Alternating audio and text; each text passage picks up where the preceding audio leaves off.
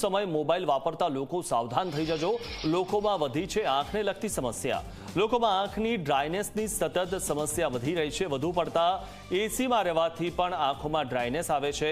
ઝામર મોતિયા બાદ 50% દર્દીઓ આંખની ડ્રાયનેસને લગતા છે। આંખના પાણી માટેની જવાબદાર ગ્રંથિને નુકસાન થાય છે અને ડ્રાયનેસના કારણે આંખોમાં બળતરા, ખંજવાળ જેવી ફરિયાદો પણ સતત જોવા મળી રહી છે।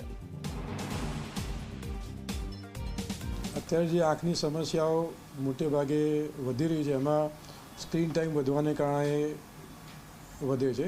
Mainly TV, mobile, computer, laptop, tablet આ બધાનો વધારે પડતો બિનજરૂરી ઉપયોગ એ કારણભૂત છે।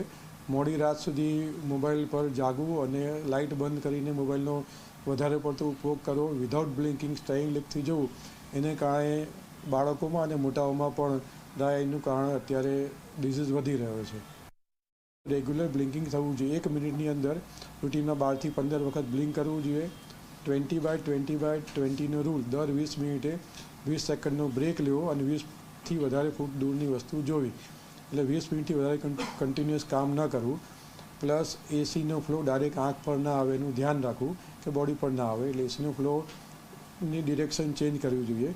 પ્લસ રેગ્યુલર હાઇડ્રેશન, એટલે થોડા અંતરે પાણી પીતા રહેવું। જો બોડીમાં હાઇડ્રેશન હશે તો ડ્રાયનેસ નહીં થાય, બોડી ડિહાઇડ્રેટ હશે તો ડ્રાયનેસ થવાની શક્યતા વધારે હોય છે, એટલે પાણી રેગ્યુલર અંતરે પીતા રહેવું જોઈએ।